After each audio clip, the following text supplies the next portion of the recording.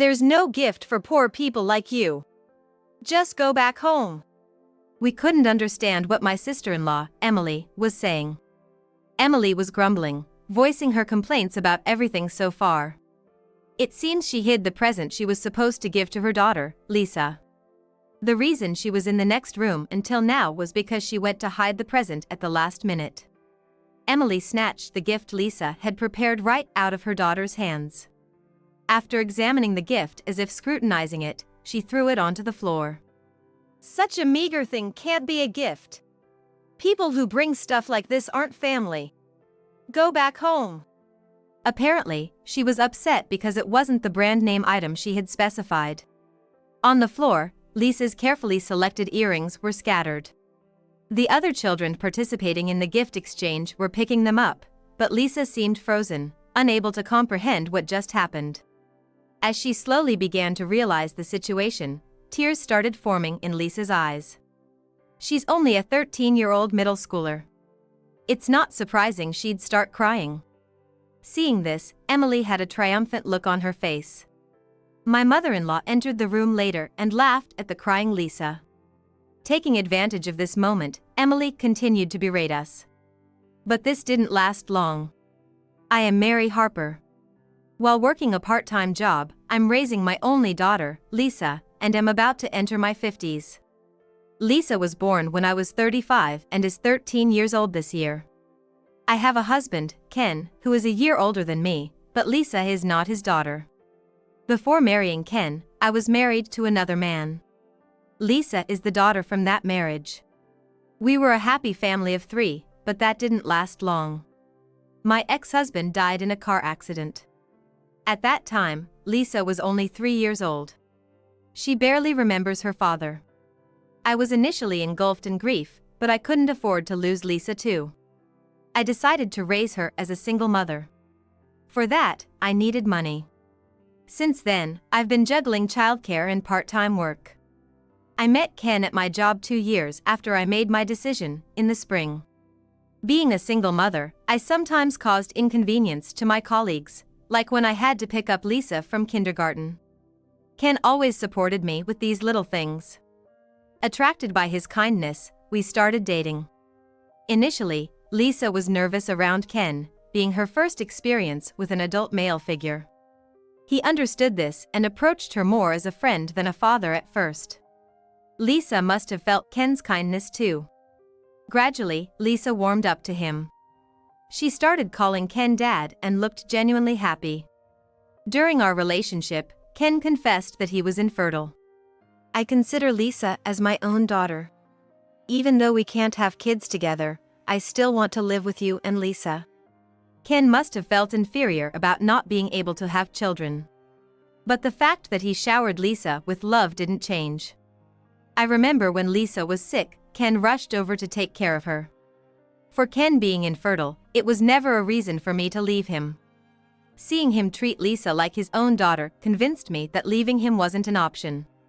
He didn't just pamper her, he also disciplined her when necessary. It was evident that he truly cared for Lisa. We had a thorough discussion and decided to cherish the happiness we had right in front of us. After Ken opened up about his infertility, he became even more caring towards Lisa and me.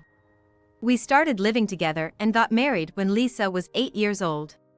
My father-in-law warmly accepted our marriage. He dotes on Lisa as if she were his own granddaughter. Lisa has grown fond of him too, and we've built a good relationship with my father-in-law. However, my mother-in-law perceived me as a woman who seduced her son for his money. Whenever I visited my in-laws, she blamed me for every problem that arose. I was at fault if there weren't enough plates, or if she found a speck of dust, accusing me of neglecting the cleaning. The list goes on. And it wasn't just my mother-in-law who berated me. Ken has an older sister, Emily, who is 2 years his senior.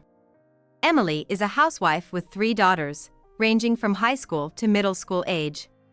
All with calm personalities, much like their father.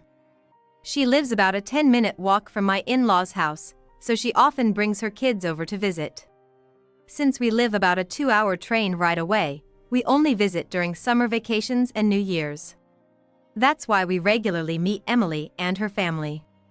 Emily has a personality where she must always be the center of attention. She, along with my mother-in-law, picks on me and flaunts her new designer bags as a way to assert dominance. We aren't that well off, so this is the best we can do. My family is from North Dakota, quite a distance from where I currently live in Ohio. I don't keep in touch frequently, so I can't rely on them for financial support. I work part-time, but I don't have the luxury to afford designer brands. Emily knows this and flaunts it intentionally. She also works part-time, but her husband must have a good income. I can't wear or carry anything that's not a well-known brand. My outfit today probably cost around $20,000 in total. Emily's children wore regular store-bought clothes, so it seemed she was satisfied as long as she could dress herself up. I'd rather spend money on making Lisa happier than on myself. There's a big difference in our ways of thinking. I had grown tired of my mother-in-law and Emily's behavior. Lisa didn't seem to have a good impression of them either. Lisa's watching videos in her room, she'd say, hiding whenever they were around. It's unfortunate that my daughter, still a child, has to be involved in adult squabbles. Both of them always have something to say, don't they? I'm sorry about that. It's always been like this since the past. Remember, both Dad and I are on your side, Mary. Especially my father-in-law, he seems to have never thought highly of Emily's tendency to assert dominance. He would step in and mediate whenever there was an issue. Ken also didn't have fond memories of his childhood with Emily, often recalling how she would eat his favorite sweets. Both had grown up, and since Ken moved out, he seldom visited home. So, until recently, their interactions were minimal. After marrying me, Ken would only visit to let his parents see their granddaughter. I rarely saw him talking to Emily. However, Lisa and Emily's kids got along well. It would be unfair to separate the kids due to adult issues. With the support of Ken and my father-in-law, Emily and I maintained a reasonable distance. Fortunately, she never came to our house. Bearing it a few times a year made everything manageable. I think as Lisa grows up, we'll see them less. Just a bit more patience. I'm fine. I reassured Ken, and myself too. One day, when the Christmas lights began twinkling in the town, we received an invitation for a Christmas party at my in-laws. My father-in-law, being considerate, invited Lisa.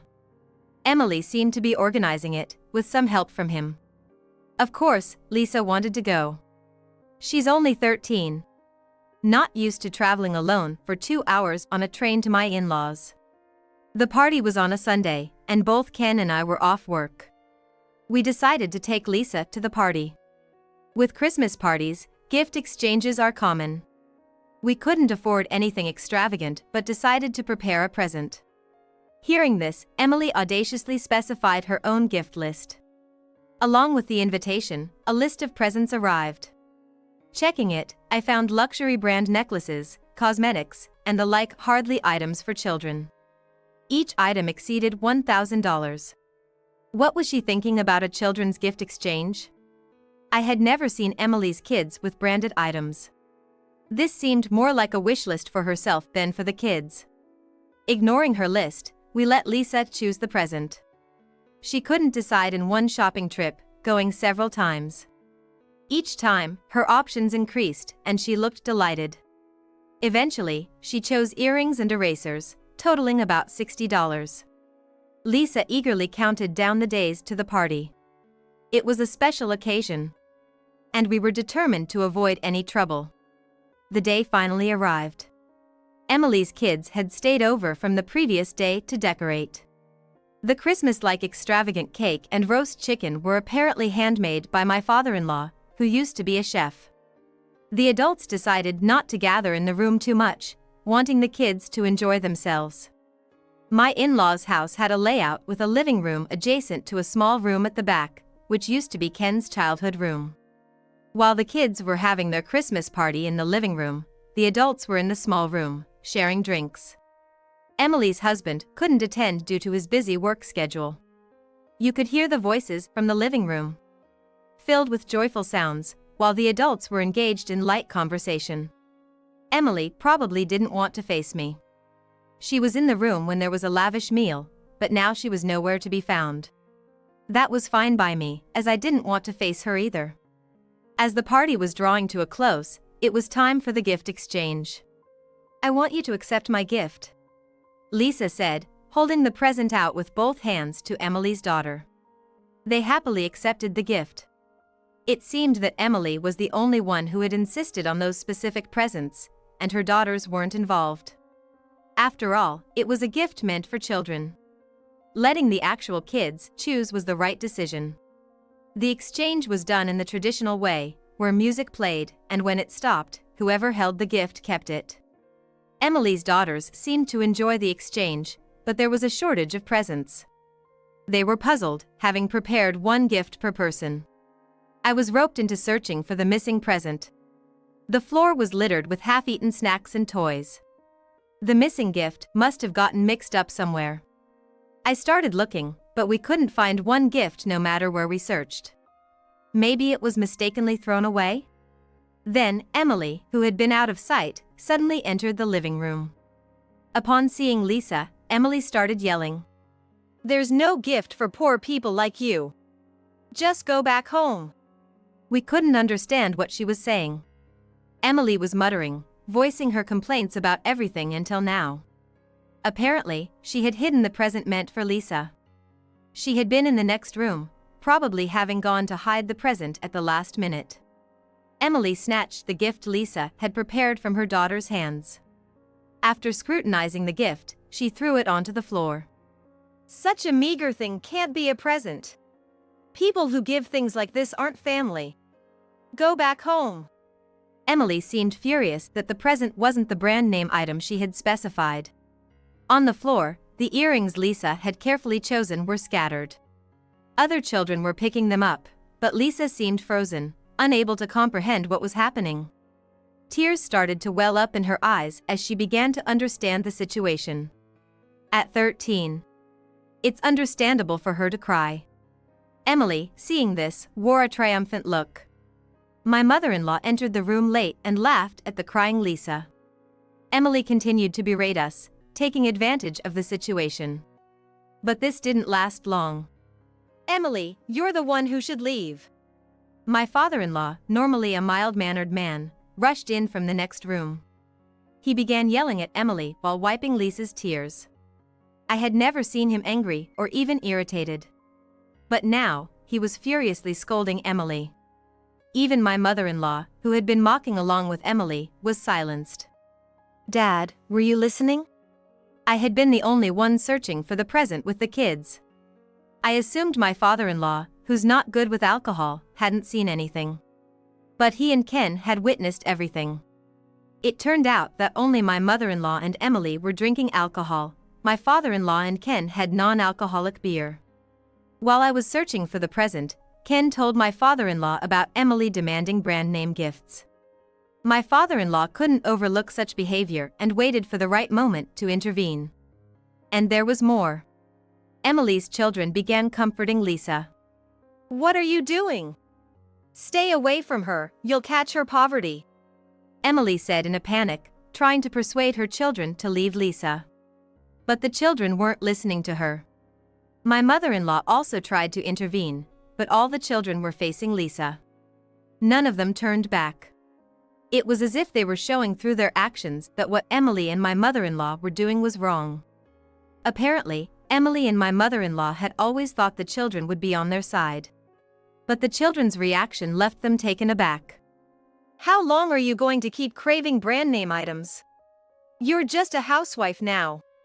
I was surprised when my father-in-law moved the children to another room and shared a story from the past. Apparently, Emily had always had a habit of overspending. She started working at a hostess club in college, desiring more spending money. The salary was much higher than a supermarket job. Understandable for a young girl freshly out of high school to get carried away with such income. Moreover, there was a need to wear dresses and brand name bags at the club. She would work at the club to buy new designer bags and increase her shifts when short on money. Continuing this lifestyle for 3 years. However, she quit in her third year of university. After my father-in-law discovered her club job. She tried to continue working secretly but gave up when threatened with being kicked out of the house. It was the only time, according to my father-in-law, that he had ever yelled at Emily. After quitting, Emily worked as a cashier at a supermarket and eventually became an office worker at a general company, where she met her now ex-husband and quit her job upon marriage. Even after quitting, she couldn't escape her lifestyle of buying brand name items. Her husband often scolded her. "If you can't buy it yourself, it means it's beyond your means. Don't make others buy it for you." The gifts she specified for us were all things Emily wanted to buy. "A gift is supposed to be like that. What's wrong with that?" Emily retorted breathlessly. "Emily, you're living off your part-time salary, right? Yet, how can you afford so many brand name items?" "I've increased my shifts. All bought with my part-time salary." Her response faltered when hit with the truth. My father-in-law didn't miss her hesitation. "Then, what's this?" He showed us his phone, displaying a screen with the total amount of debt from private financial institutions. "Why do you have this? I saw it in your mother's room. There's no better proof than this." Emily was speechless and looked down, crestfallen. The Christmas party atmosphere had completely changed. We decided it was best for us to leave, as our presence seemed to be more of a hindrance. It wasn't the kind of Christmas I wanted the children to remember. We bought Lisa's favorite stuffed animal on the way home and had our own little family party. 3 months later, my father-in-law informed me that Emily had gotten divorced. Her ex-husband hadn't known about the debt. After learning about it through my father-in-law, he conducted a thorough investigation. Shockingly, Emily had canceled the children's education insurance policies and spent all that money on brand name items. Her ex-husband couldn't forgive this and chose divorce. Emily, along with my mother-in-law, confronted her ex-husband's family. But it backfired and led to being disowned. Since that Christmas, the children had also distanced themselves from Emily. Fortunately, they were all over 15 and chose to live with their father. Emily is now being sued for alimony and child support by her ex-husband. She's behind on the payments, but luckily, her ex-husband has a steady income, so the children aren't struggling financially. However, raising 3 children alone as a single father is challenging, especially since he was often away from home due to work, which was why he couldn't attend the Christmas party. "Maybe I can help with everyone's studies? I'm currently researching online education at work, so this could be a perfect opportunity." Ken has always loved children, and they are fond of him too. He often helped teach them when at my in-laws' house, especially since he had stood up for Lisa. Following a formal request from their father, Ken started occasionally overseeing the children's studies online. "Even though it's been half a year since the divorce, I still occasionally receive bitter messages from Emily." Emily continued to deflect responsibility and berate Ken and the children. "I raised them. What ungrateful daughters. I was kind in raising them, they will surely regret this. Divorce is just outrageous." After the divorce, Emily apparently returned to her parents' home. Since then, my mother-in-law had been unfailingly supporting her, despite her volatile temper. My father-in-law began to have doubts about my mother-in-law's behavior. She, who used to frequently scold Emily, was now affirming everything she did. Now, she was affirming everything Emily did, which seemed off to anyone observing. When my father-in-law started investigating my mother-in-law, he found decisive evidence. He requested us to check something, so after a long time, we visited my in-laws' house again. Ken and I had been keeping our distance from my in-laws' house. There was no need to visit as my father-in-law regularly came to our home. They always went shopping at the same time every day. When we arrived, they had just stepped out. The living room, once lavishly decorated for that Christmas party, now had a melancholic feel with only my father-in-law's dishes set out. As we looked through everything, we found documents showing debts under my father-in-law's name. "This is It made no sense for my father-in-law to have these debts. As we finished going through everything, we heard the front door open. They must have seen our shoes. Emily and my mother-in-law rushed into the room, clearly flustered. Why are you guys here? Panting, Emily confronted Ken. Emily, what is this? I don't remember incurring such debts. My father-in-law calmly separated Ken from Emily and presented her with the papers. They were details of debts taken out in his name because Emily could no longer borrow under her own. And isn't this in Mom's name? It turned out not only Emily but also my mother-in-law had debts. Apparently, my mother-in-law had spent their savings, meant for their retirement, on lavish expenses with Emily. My father-in-law, a frugal man who saw saving as a hobby, had accumulated about $1.2 million for a peaceful retirement from his time as a company employee. But they had spent it all in 3 years. And kept accumulating more debts. In total, they owed about $1.46 million.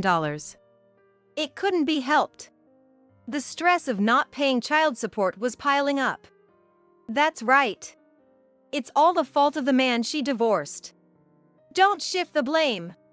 You two are responsible for not controlling your desires. Emily and my mother-in-law continued with their pitiful excuses. Blaming the ex-husband, their daughters, my father-in-law. How could they think to blame others like that? My father-in-law refuted all their excuses with sound arguments until they finally fell silent. As if to end everything, he produced a divorce form. Being married to you has been the shame of my life. Emily is not my daughter. Seeing the filled-in divorce form, my mother-in-law started to panic and apologize. Crying. Yet, Emily just watched and didn't apologize at all. My mother-in-law began urging Emily to apologize, but Emily, unwilling to do so, argued back. Finally, with nothing left to say, my father-in-law left the scene. What are you doing standing there? Go and bring Dad back. Once my father-in-law had left, Emily started to panic. It seemed she hadn't expected action, just words. Now you want to make up with us? After everything you've done? Please, just stay out of our lives. There was nothing good left to be gained from staying there. Ken and I left my in-laws' house. That night, while relaxing in the living room, the doorbell rang. It was past 10 p.m. An unreasonable hour for visitors. Checking the monitor, we saw Emily. Ken decided to deal with it while I watched from the living room. What do you want at this hour? How dare you, a childless brother, speak to me like that? Let me in right now. After we left, it seems Emily and my mother-in-law had a huge argument. Then, Emily was kicked out of the house. She tried going to her ex-husband's place but was, of course, turned away. She came to our house, reluctant to spend money on a hotel. This is a joke. Leave now, or I'll call the police. We're family. Just let me in. Despite Ken's warnings, she continued causing a loud scene. Even after being told she was disturbing the neighborhood, Emily became more agitated. With no sign of her leaving, we did as we said and called the police to send her away. Why do you guys get to be happy? I will never forgive you. She yelled as the police took her away. Ken, myself, and her ex-husband had all tried to reach out to Emily initially. But she herself ruined all of it. Approaching 50, Emily probably can't change her personality now. She can't accept that she has lost everything, money and family, and there's no turning back. Later, my father-in-law contacted us to thank us and update us on the two. It seems Emily and my mother-in-law ended up blaming each other. Eventually, they became estranged from each other. Both burdened with debts in their names, they're living in poverty. My mother-in-law reportedly paid alimony to my father-in-law immediately, but she likely didn't have the means to arrange such a large sum of money quickly. She probably took on new debts to make the repayment. Fortunately, the debts incurred in my father-in-law's name were covered by the alimony. He has rented a new place and is working as a taxi driver to rebuild his retirement funds. Emily's children still keep in touch with my father-in-law after the divorce. Despite everything, they cherish their grandfather, something he's very grateful for. Then came another Christmas. At my father-in-law's new place, Lisa and the children enjoyed a gift exchange. They chose the gifts themselves. There were no brand name items, but the presents that brought smiles to their faces were the best. Can brand name items and large sums of money that are beyond one's means really change a person's character this much? This incident has made me rethink my views on money. Lisa is still close with Emily's children. I'm quietly watching over them, hoping they don't follow in their mother's footsteps.